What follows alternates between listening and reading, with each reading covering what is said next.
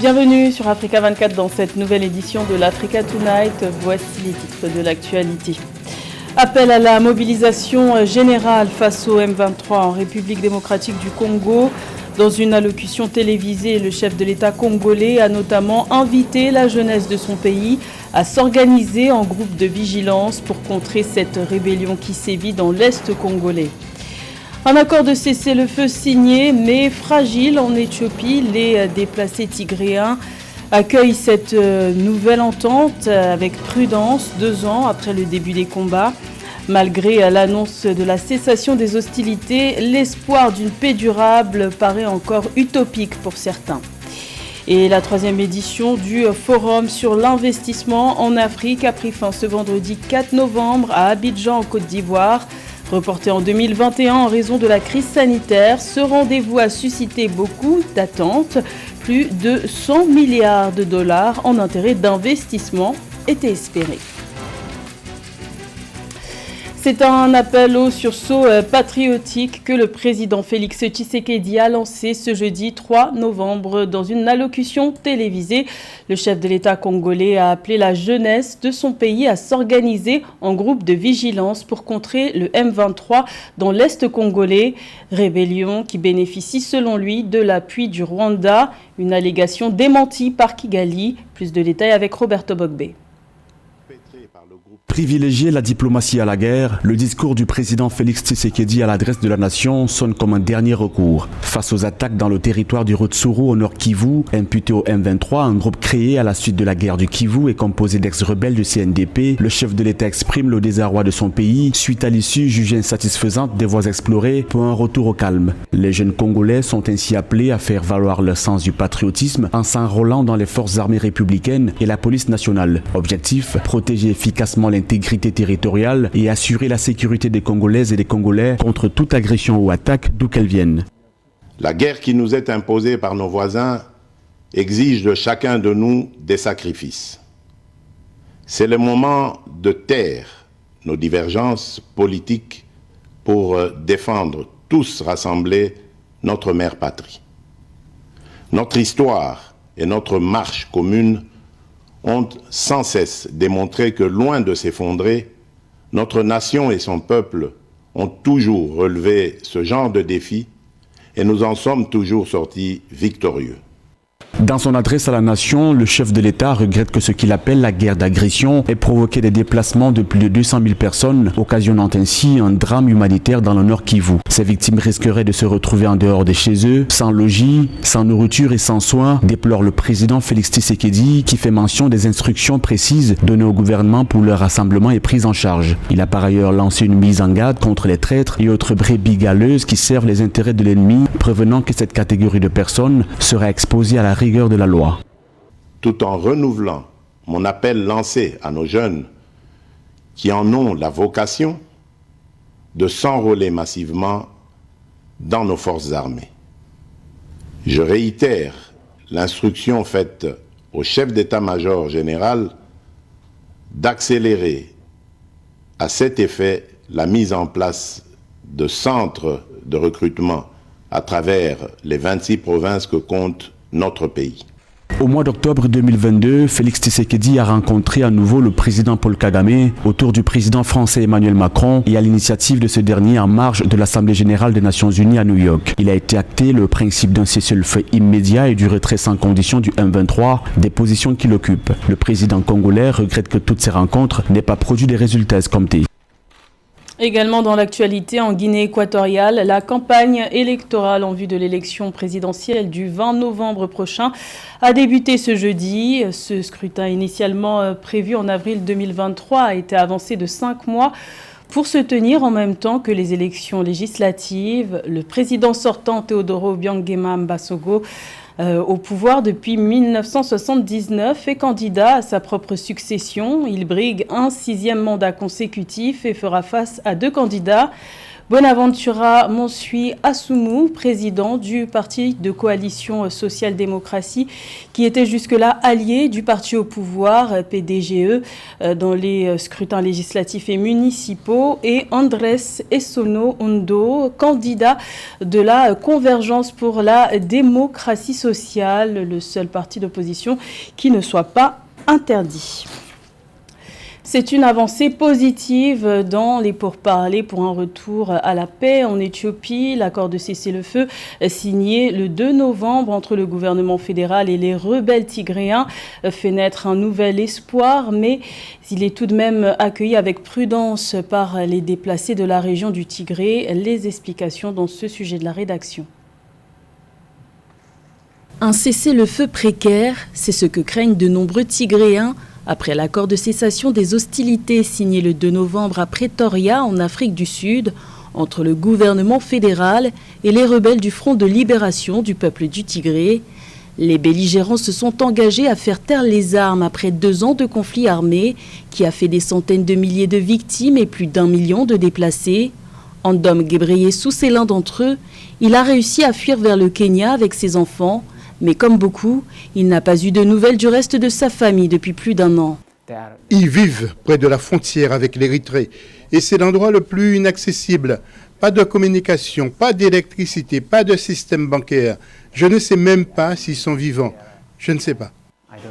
Les habitants de la région du Tigré accueillent ce nouvel accord de cessation des hostilités avec prudence.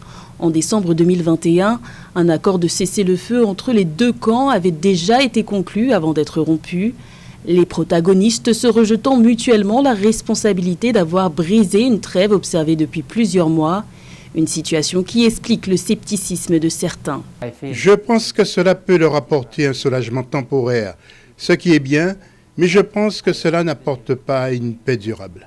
Alors que ce vendredi 4 novembre 2022 marque le 2e anniversaire de cette guerre meurtrière, les rebelles du TPLF ont accusé l'armée éthiopienne d'avoir mené la veille une frappe de drone sur les civils, malgré l'accord de cessez-le-feu conclu quelques heures plus tôt à Pretoria.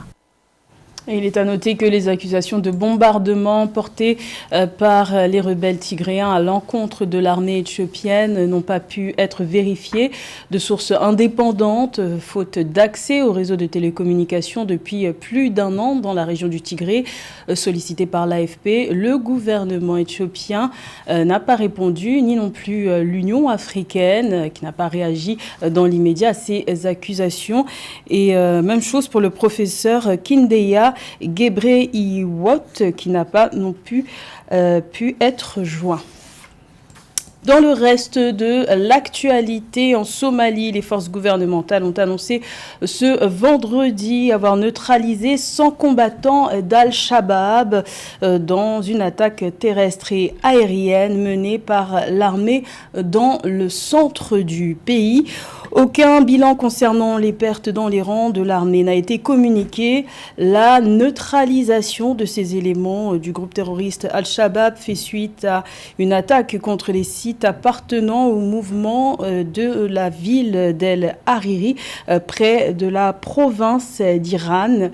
Il est à noter que cette opération intervient au moment où certaines régions de Somalie sont le théâtre d'opérations sécuritaires menées par les forces gouvernementales depuis plusieurs mois pour éradiquer ce mouvement armé fondé en 2004 qui a déjà fait des centaines de morts.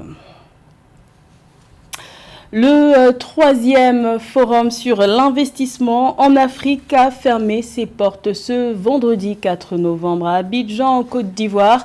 L'édition de cette année était organisée par la Banque africaine de développement et ses partenaires en collaboration avec l'État ivoirien. L'objectif affiché était clair, franchir le seuil des 100 milliards de dollars en intérêts d'investissement. Les précisions de Chernacher. La 3e édition de l'African Investment Forum qui s'est tenue à Abidjan en Côte d'Ivoire et à laquelle ont participé des chefs d'État, des chefs de gouvernement, des bailleurs de fonds et des promoteurs de projets placés sous le signe de la relance. Plus de 100 milliards de dollars de deals transactionnels sont attendus. Je crois que le message fort qu'il faut donner aux investisseurs, c'est que l'Afrique change, l'Afrique bouge et l'Afrique avance. Et de ce point de vue,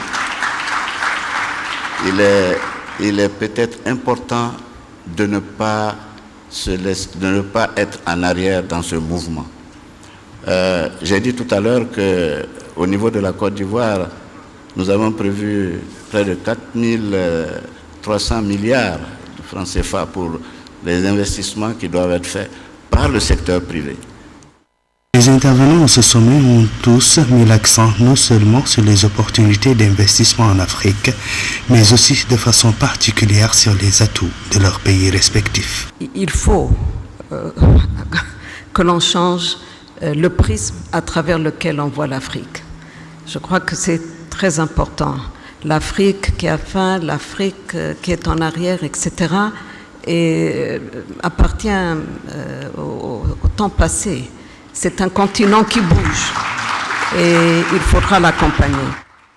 L'Africa Investment Forum, organisé tous les ans, a pour objectif de créer un environnement économique favorable à la réalisation des investissements nécessaires pour accélérer la transformation du continent africain. Il est à noter que l'édition 2022 de ce forum est organisée par la Banque africaine de développement BAD et ses partenaires en collaboration avec l'État de Côte d'Ivoire et permet de conclure des accords qui façonnent cette Afrique de demain à travers un processus de construction résilient et un développement durable.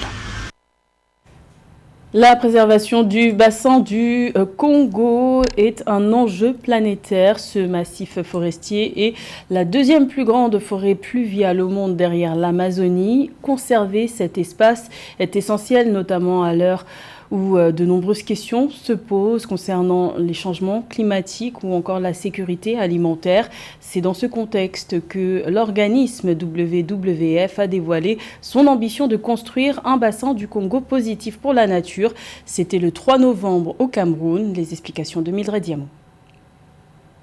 Atteindre un bilan nature positif d'ici 2030, c'est l'objectif affiché dans le rapport Planète Vivante 2022 pour le bassin du Congo, présenté par le World Wide Fund for Nature WWF le 3 novembre 2022 à Yaoundé au Cameroun. Le bassin du Congo reste le poumon vert de l'Afrique avec un énorme potentiel. Il est le deuxième plus grand écosystème forestier tropical dans le monde après l'Amazonie et joue un rôle essentiel dans le système climatique continental. La préservation de cet espace forestier est indispensable pour garantir la sécurité alimentaire, lutter contre le changement climatique et prévenir les catastrophes naturelles en Afrique, selon ce rapport. On dénombre aujourd'hui quasiment une perte qui atteint 69% des espèces. Et au niveau du bassin du Congo, cela représente plus de 30% de la moitié des espèces qui ont disparu. Donc ça, c'est une chose qui nous préoccupe. Aujourd'hui, ce que l'on peut faire dans le bassin du Congo, sur le plan politique d'abord, c'est de définir des trajectoires de développement qui tiennent compte de la biodiversité. Il faut revoir les modèles de consommation, les modèles alimentaires. Le rapport Planète Vivante 2022 indique que depuis l'an 2000, l'Afrique centrale connaît une perte de près de 9% de la superficie des forêts tropicales humides, soit 18 millions d'hectares, une perte de 40% des cultures de base, de 30% d'habitat pour la moitié des espèces africaines et un risque d'exposition à la hausse du niveau de la mer pour 108 à 116 millions de personnes, sont quelques impacts liés au changement climatique d'après ce rapport. On estime aujourd'hui, selon le rapport que nous venons de lancer, que les pertes de couverts forestiers au plan global s'estiment à environ 10 millions d'hectares par an, ce qui est énorme. Et si on le ramène au niveau du bassin du Congo en Afrique centrale, c'est environ 1 million d'hectares par an. Rappelons que le rapport Planète Vivante est publié tous les 2 ans et propose une étude complète des grandes tendances de la biodiversité sur la planète. Le rapport Planète Vivante 2022, présenté à la veille de la COP27 prévue du 6 au 18 novembre 2022 à Sharm el-Sheikh en Égypte, avertit que la destruction croissante de la nature par l'humanité a des effets néfastes non seulement sur les populations d'animaux sauvages, mais aussi sur la santé humaine, les moyens de subsistance et la sécurité alimentaire. À la page sport, la Ligue des champions féminines de football se poursuit jusqu'au 13 novembre au Maroc. Les 8 équipes en lice sont réparties en 2 groupes et jouent la 3e journée.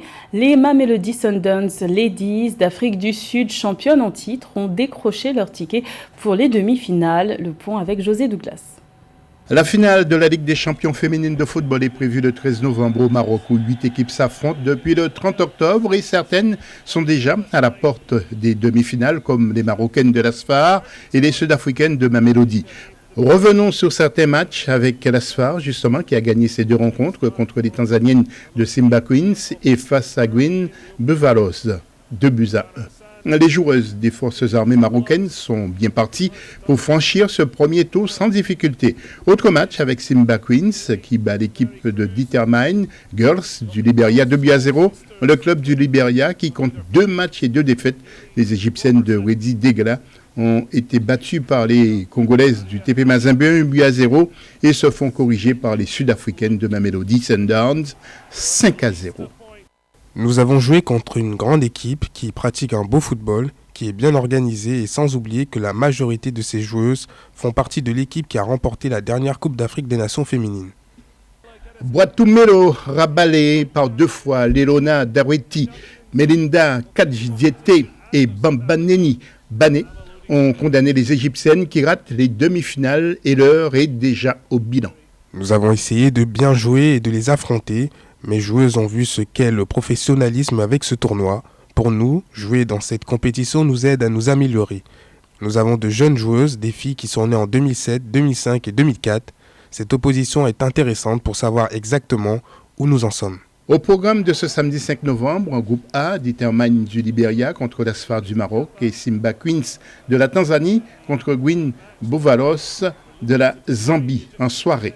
Et en groupe B, ce dimanche 6 novembre, Bayelsi du Nigeria contre Wedi Degla d'Égypte et TP Mazembe de la RDC contre Mamelody Sundowns de l'Afrique du Sud. Vous constatez au sein du classement provisoire, Asfar est en tête du groupe A devant Gwyn Buvalos et Simba Queens. Et en groupe B, Mamelody Sundowns, 6 points devant Bayelsi et le TP Mazembe qui sont ex-aequo.